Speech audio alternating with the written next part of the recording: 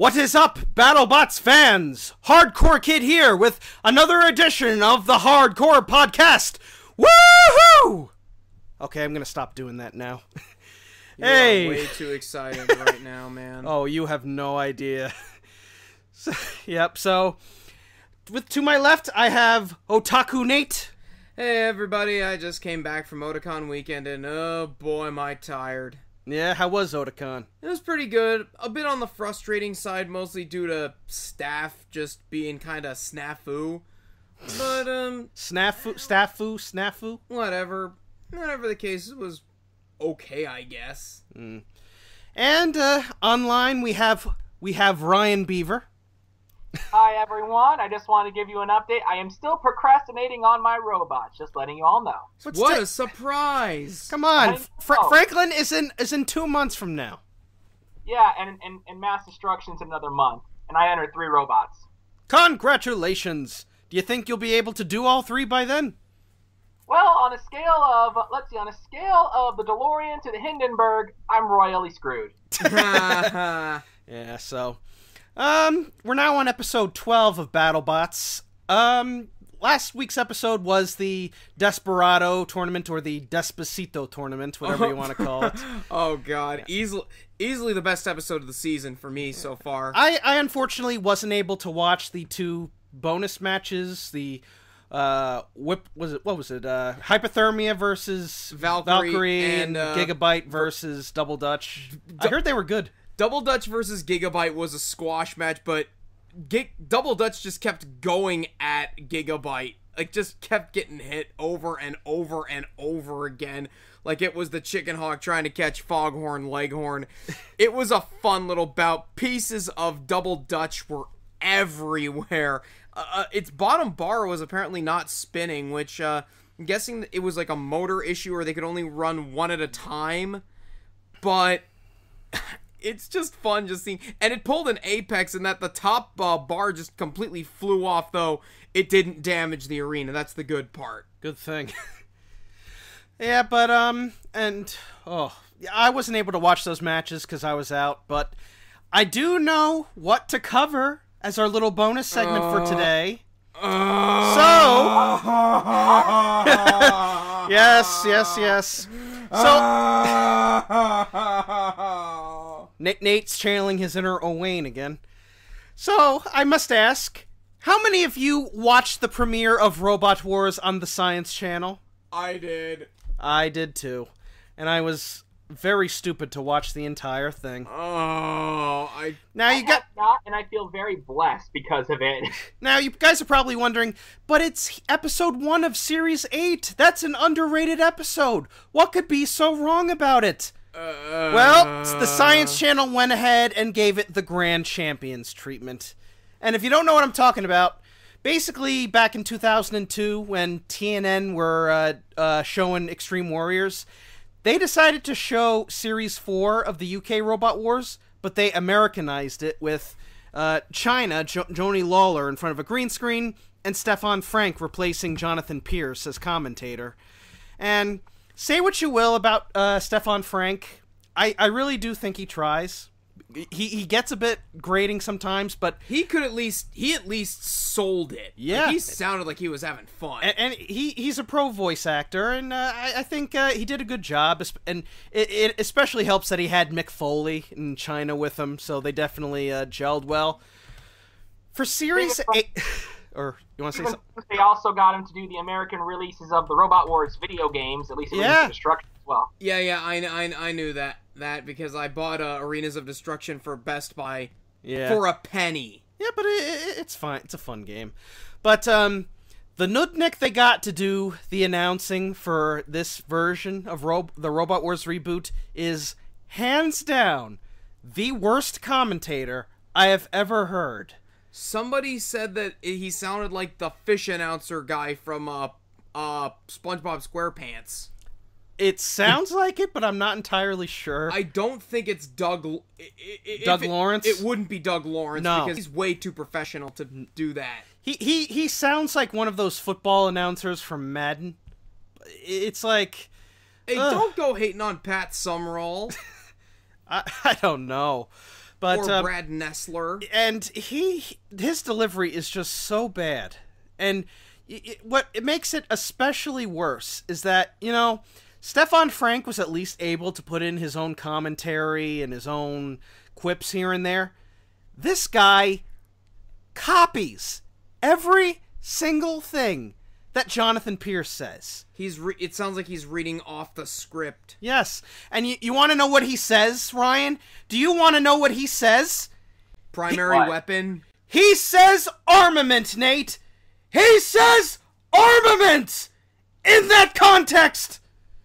What am I supposed to be outraged? I'm outraged! To me, it's just like, you know, when they put Stefan Frank in there, they just say, okay, just commentate over this fight. That's fine. Yeah. The new guy just sounds like, as I said, he's just reading from the script note for note, and it just sounds really fake and disingenuous. They even dubbed over the Skeletor announcer. Oh, and that's even worse. Like, because I like the Skeletor announcer as over the top as he is. This guy is just like, from Bournemouth in England, Razor, Roboteers, stand by, 3, 2, 1, activate. It's terrible. It's horrible. Yeah, if Stefan Frank was doing commentary for this episode, I'd be happy. Oh, as I said, he can sell it. And here's Razor taking Killy Cranky over to the pit. It's gonna be bye-bye for Killy Cranky. Oh my goodness! Oh, Killy Cranky says, if I go down, you're going down with me. He's dragged Razor into the pit. Oh, that's not gonna be good for the legend, I'll tell you. Yes, exactly. Yeah, but this guy's terrible. He's worse than Michael Cole. He's worse than Jonathan Coachman. Would you argue he's worse than Matt Stryker? Well, he's worse than Byron Saxton, that's for sure. It's and David Otunga. Oh, that's pushing it now. Now, you guys are probably asking, am I going to be continuing to watch Robot Wars on the Science Channel? Fuck no. Especially since the next episode has Foxic versus Mr. Speed Squared. That match alone was -5 stars, but having that guy commentating over the match is -11 stars. Minus more stars than there are stars in the universe, and the universe is infinite. Indeed. As Brian Alvarez said on that Sheik versus Volkov match. Oh, yeah, I'm not going to be covering it, and I'd much rather just watch the originals. I have them on my YouTube, or if you want to watch them on Daily Motion. I'm not sure if they're still airing them on BBC, but yeah, if you're able to get a hold of them, just watch the originals. Now, don't bother with Of course, you know, we're going to get all... do we even want to talk about, like, all the stupid comments about Robot Wars from the filthy casuals?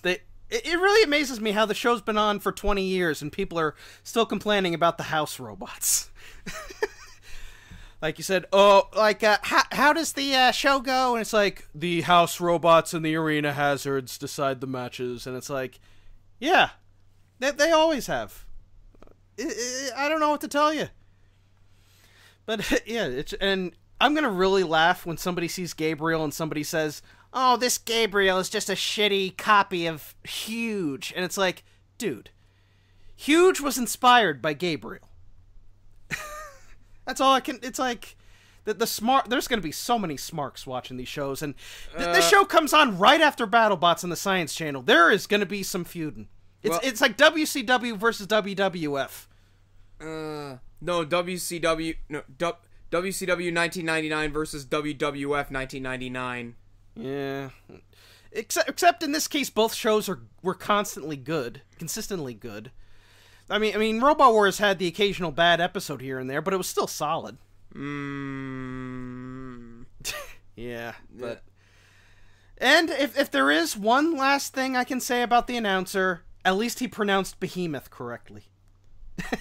That's all I can say.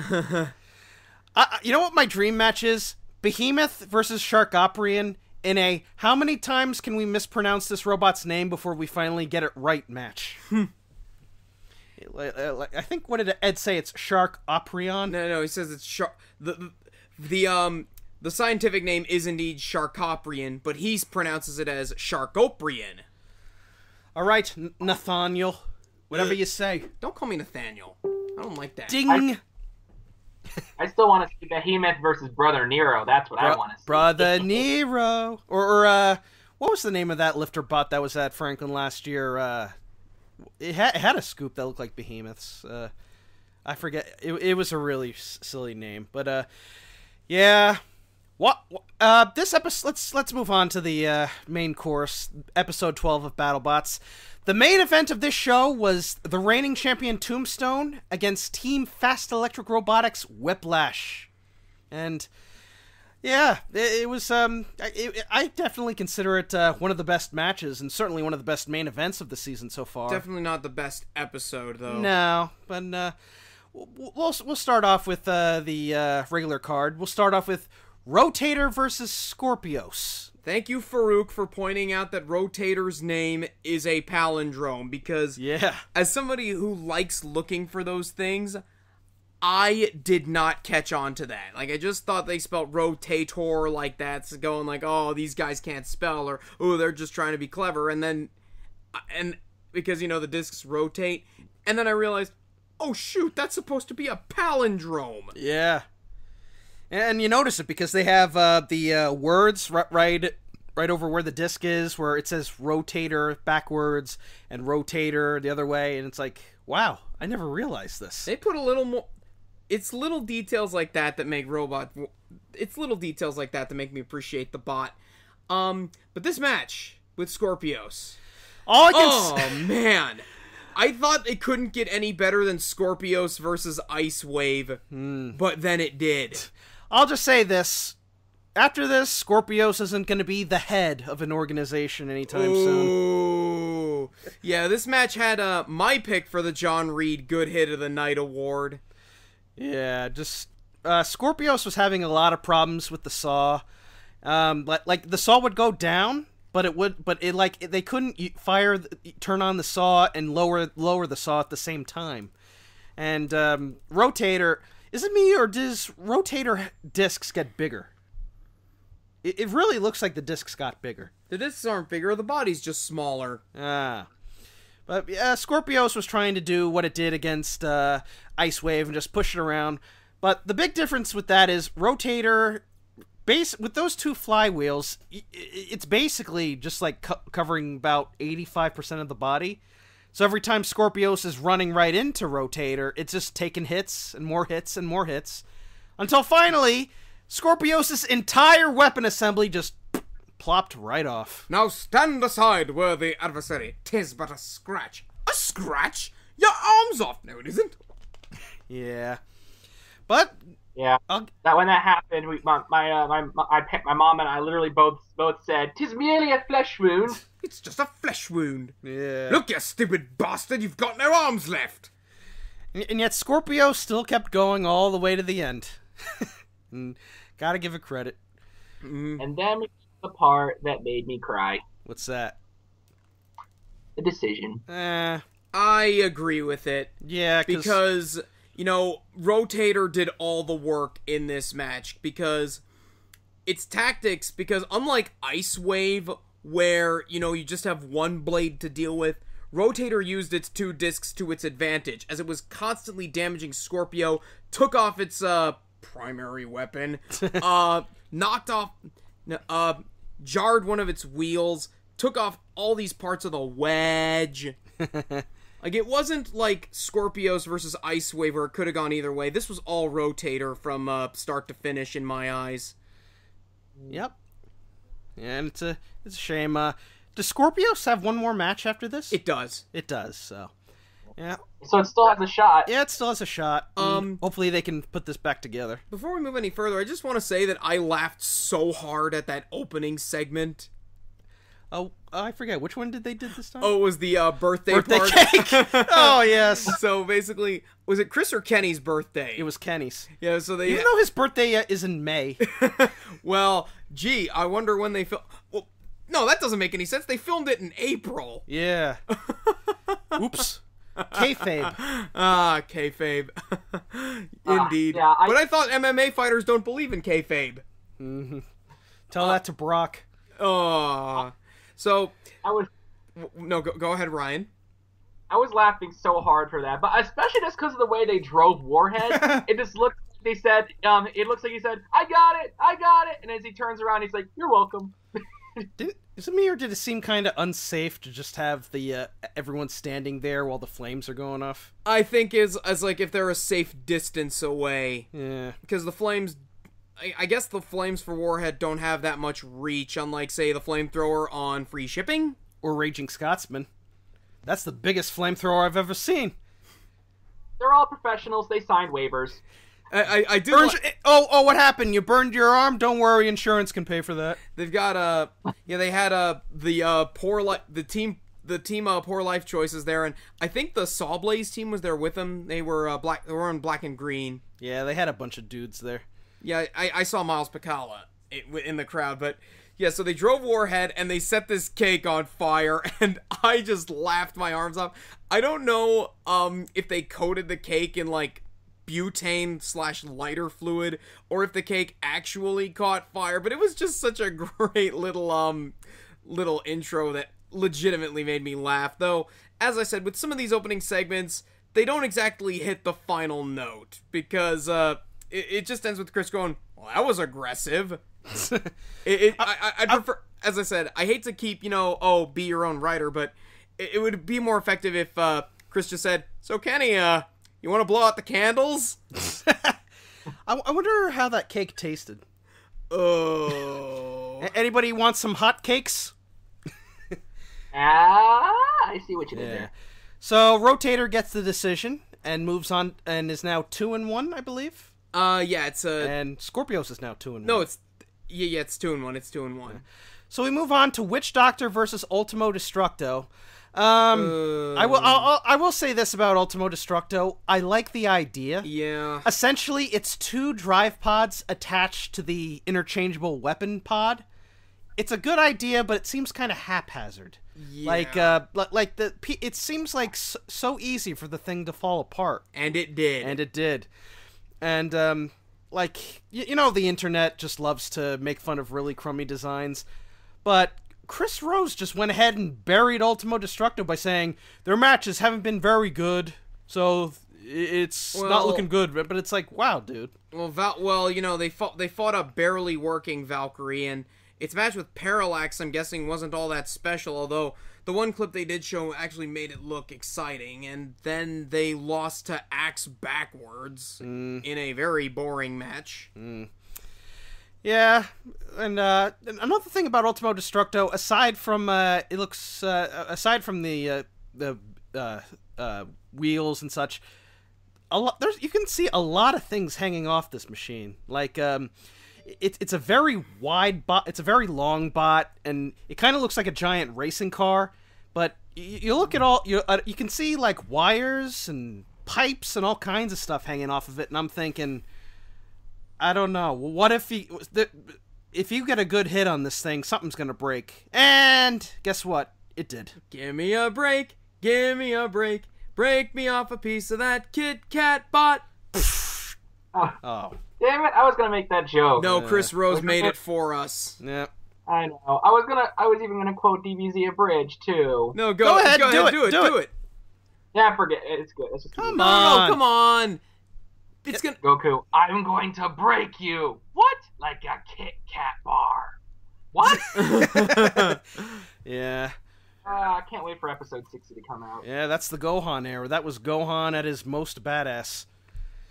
Yeah. So Ultimate. Do the missile launchers of Ultimo Destructo actually work? They did. They did. They worked in the fight against Axe Backwards, and they didn't hit anything. Well, I think that's they were mostly just there for show, like they were little bottle rockets or something. Yeah. I don't think they exploded as much as they just left a trail of sparks around them. So. Yeah, kind of like what was it? Brutus's handguns from season. Yeah. So this match didn't last long. Ultimo Destructo's flipper never worked. At some point, a wheel fell off, and then Witch Doctor just came in, broke one of the weapon pods off, and that was it. Yeah, I wouldn't give that the John Reed the good hit of the night, because like the piece just didn't go flying across the arena like Scorpios' arm did. Yeah. Wasn't exactly a vanquish moment. No. I've seen dead Decepticons from Michael Bay's Transformers films that came out in better shape than this. Ooh. Yeah, so Witch Doctor gets the win and is now 2-1. Ultimo Destructo gets eliminated by going 2-2. So, we'll move on to another otaku in the robot fighting community, Charles Guan with Overhaul. Yeah, we wanted to get Charles on the show, but Brandon messaged him, and Charles just said that he didn't believe in podcasts. I don't get it. Like JMO says he wants, and JMO says, "Oh, we can, I can come on," but Charles, he doesn't want to. He thinks podcasts are a myth. As of right now, we don't exist. We're just a bunch of dudes. We are just a social construct, according to the Tumblrites. I am not real. What you are hearing is a figment of your imagination. Ryan, is it true that you are, in fact, that Godzilla in the sunglasses that you've got in your avatar? Maybe. Maybe I am actually in the bottom of the Pacific Ocean. And maybe I am streaming with a... I don't know. I'm trying to continue this joke. I got nothing. Joke failed. Yeah, so Joke. So yeah, we have Warhawk versus Overhaul. This match was decent. I'm just gonna. God bless these guys. I thought this match was dirt horrible. It was very sloppy, that's for sure. There were several points where Overhaul had Warhawk on the forks and almost got it over, but just didn't. Like, this fight should have been over several times over, but neither robot wanted to work properly. No, when Warhawk lost drive, Overhaul blew its rage bridge. But you want to know who was the real star of this match? Oh, yes. The little D2 kit. That evil, pesky little D2 kit that has made such a nuisance of this robot community. But here's the story. Before the episode aired, the Warhawk team were uploading these vignettes showing like this little egg on Warhawk. And they're saying, "Oh, what's in this egg?" And then finally, right when the episode was airing, the gobbledygooker popped out. The gobbledygooker. And it's really fun. Sorry, I had to. And it's really amazing when you look at this thing. This tiny 3-pound bot was actually pushing Overhaul. It's like as Jonathan Pierce says, it's like an ant against an elephant. It was amazing. Yeah. I have to say, I felt so bad for Charles this fight because, I really respect the guy as an engineer. But I couldn't help but laugh my ass off because, Brandon, you were there. This reminds me of Mass Destruction New York from last year. That's exactly what I was thinking. For those who weren't there, the 30-pound version of Overhaul called Uberclocker competed in a bonus rumble at Mass Destruction last year where he fought several 1-pound robots and a 12-pound robot.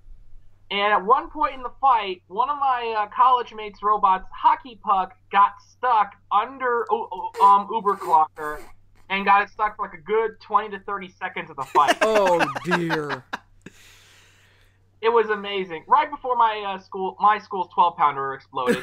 Yeah, you guys blew your controller as well. Yeah, we blew all three. I always thought it was a lipo fire at first, but no, we blew all three of our controllers. Oof. But hey, the BattleBots motors I donated were all in great shape afterwards, so that's all that matters to me. Yeah, that's like one of my favorite rumbles ever, and even I didn't even compete in it, but it was just so fun. Mm-hmm. And of course, the winner was the axe that Overhaul used as a thwack. He should have brought that in instead of the unicorn horn. Or the huge helmet that they had on several fights ago. Yeah. I was the guy commentating that fight, too, which was fun, but very stressful. It was my first time doing commentary. Hey, you're a better commentator than the geek they had doing Robot Wars, I'll tell you that. Yeah, the U.S. dub of Robot Wars on the Science Channel. We would never besmirch the good name of Jonathan Pierce. Armament! Did commentation for Ed at Franklin last year for a bit because he needed to rest his voice for a bit, so I did that for a little bit since I was out at that point. Yep, so Warhawk and its evil mini-bot of Doom managed to squeak out a victory, which means Overhaul's done at this point, unfortunately. Yeah. I think the D2 robot actually had magnets on it as well. Oh, there you go. Not electric magnets, obviously.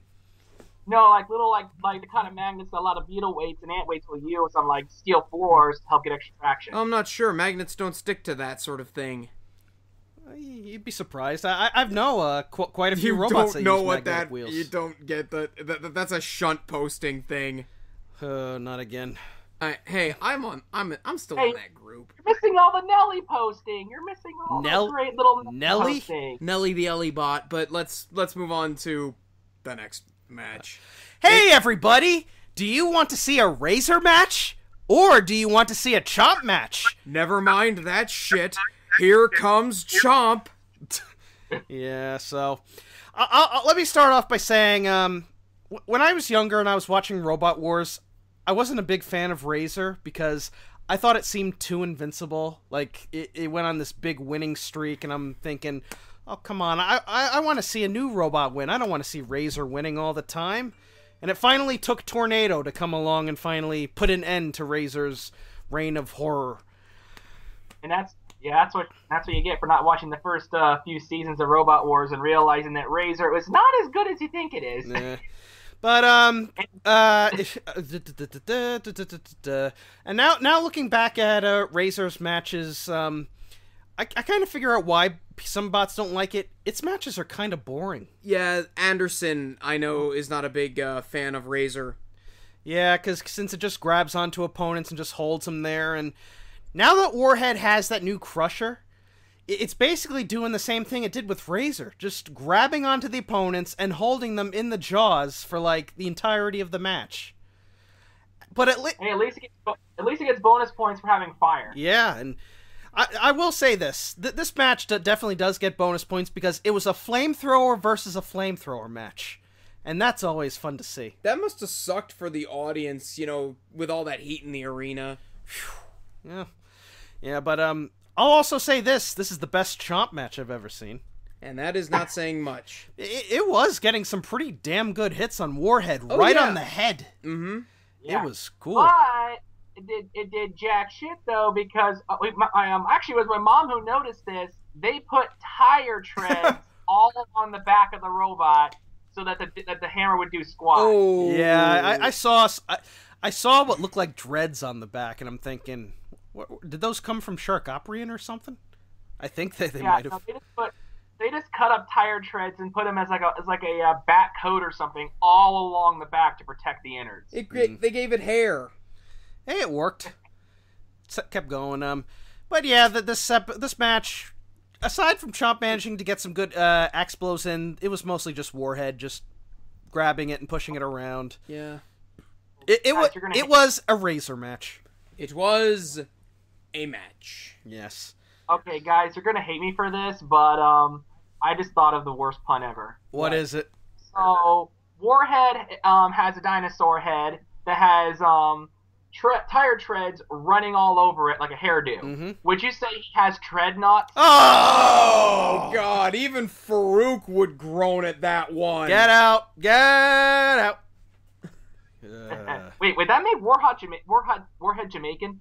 Jamaica man. No, apparently dreadlocks go back even further than just Jamaica.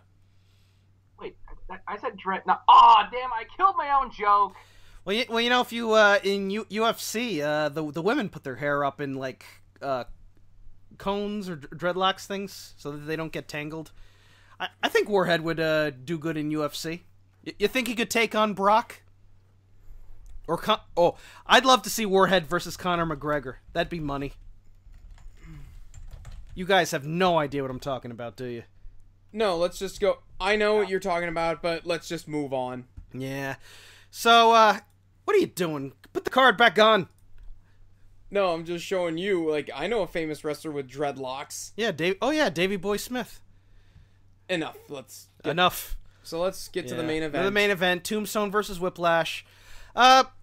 Before throughout the episode, they were showing like promos with Ray. And, the pre-match promo video package they aired was really good. Yeah, they showed the Vasquez's, Jeff, Matthew, Jason, showing them with their bots with Jason's Revenge, and I think we saw a Deb bot at one point from the Robotica days. We saw the first version, the earliest version of Splatter as well, Yeah. back before it was Star. They also had what was it? Didn't they have a? I saw Doom on You in there. Yeah, I think I did. I did.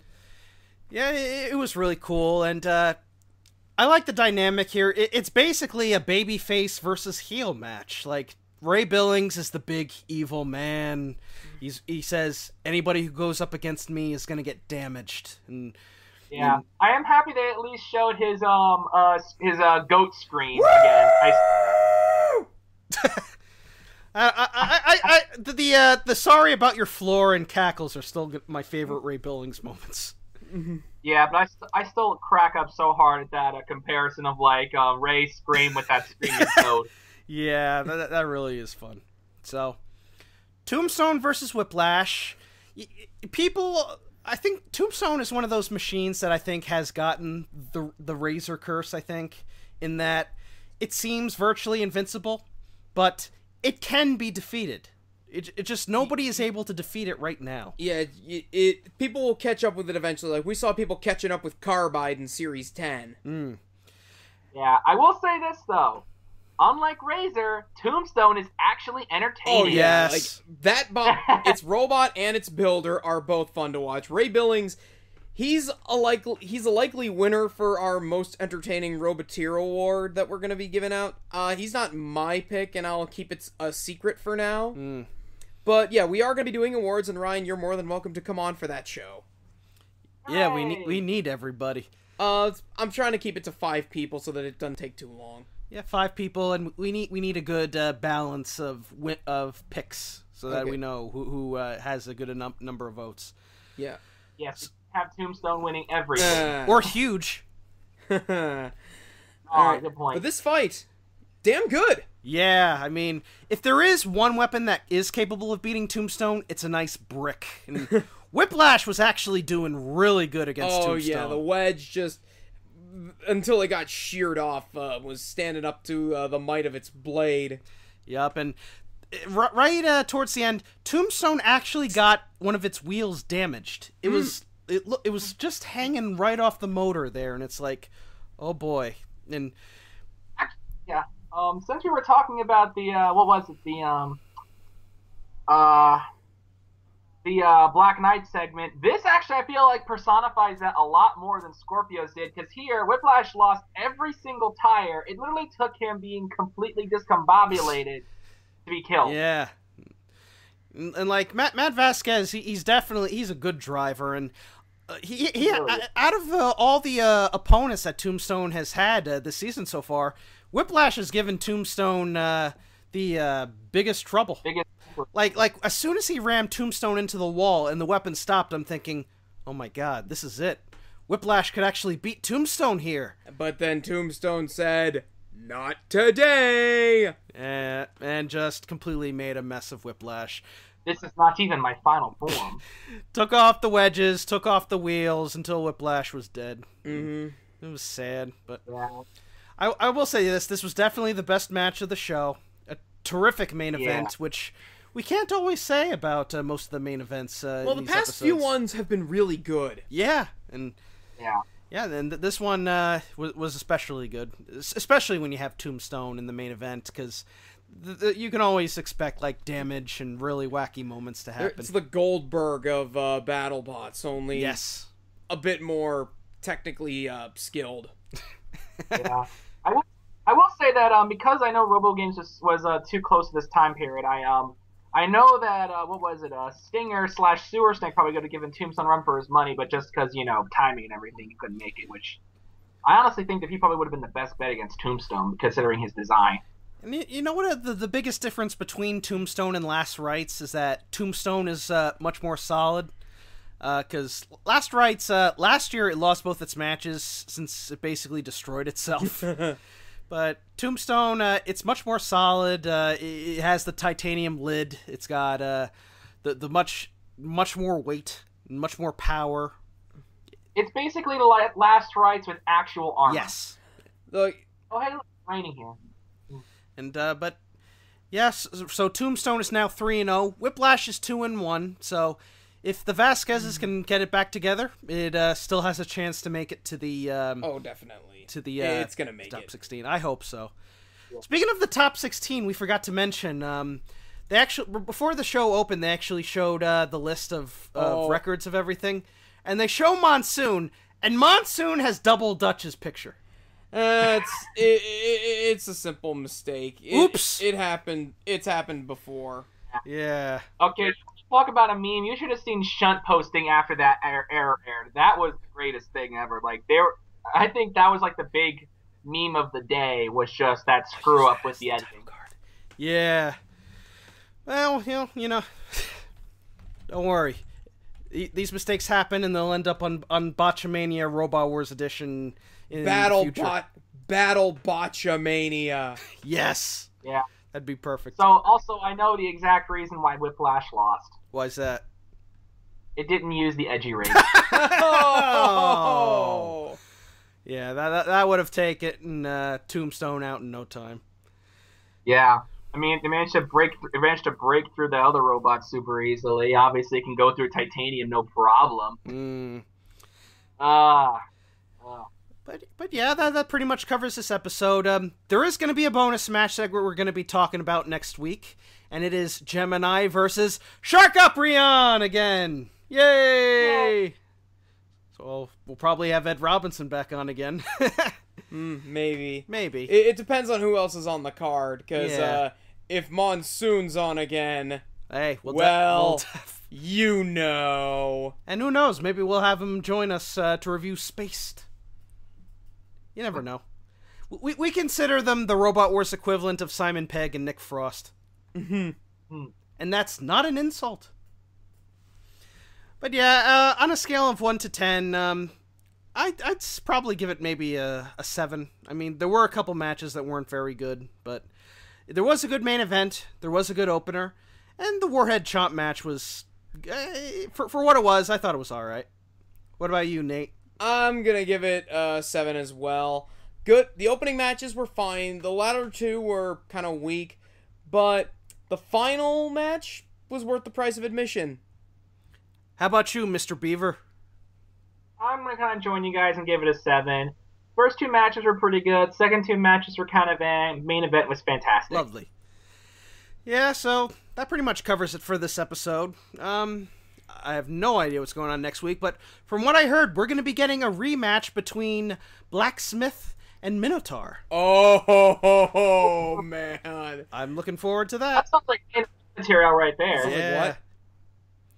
Sounds like main event material right there. Yeah, I mean, the match they had last year, that was match of the whole season.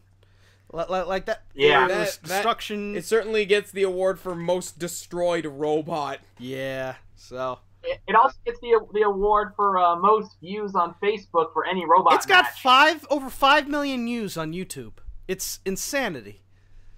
I know. Well, it's what BattleBots is all about. Yep, and I definitely look forward to seeing. We're gonna see how Blacksmith holds up. Al Kindle says he finally fixed the issue he had with the axe. Apparently, their speed controller kind of derped on them, but he's got a new speed controller and he's finally got that axe working. So, as a fellow Jersey boys, let's hope he gets it done this time. Yeah. Yep. So, yeah, that pretty much covers that. And I'm off to go to the movies to go see Mission Impossible. And I'm gonna stay home and watch Darling in the Franxx, which... What the hell? It's a terrible series that a lot of people like because they don't know better. Yeah, well. And how about you, Ryan? What you doing tonight? I'm still packing for college, and I'm probably going to be ordering buffalo wings for dinner because I feel like it. Yeah, I'm thinking I'm going to stop for some Buffalo Wild Wings tonight. They got a restaurant right by the AMC there. So don't go there. Go to Red Robin. Come on. You dare turn down Buffalo Wild Wings? Yes, I do. Buffalo Wild Wings sucks. I remember I tried to have the ghost pepper wings. Never again. Never again. I'm surprised I'm still alive to this day. I will say this about Red Robin, though. They have fantastic peach milkshakes. Ooh. If you ever go there, try their peach milkshake. My dad's a big fan of peach. Peach vitamin water. peach yogurt, All right, peach ice cream, All right, let's bring this to a close. peach shrimp, peach lasagna. Let's end this before we get any hungry. Yeah. Mm-hmm. Yep, so, until next time, everybody, I'm the Hardcore Kid. I'm Otaku Nate. And I'm that guy who's still procrastinating on his robots. Until next time, peace out and armament! Armament! Armament? Armament.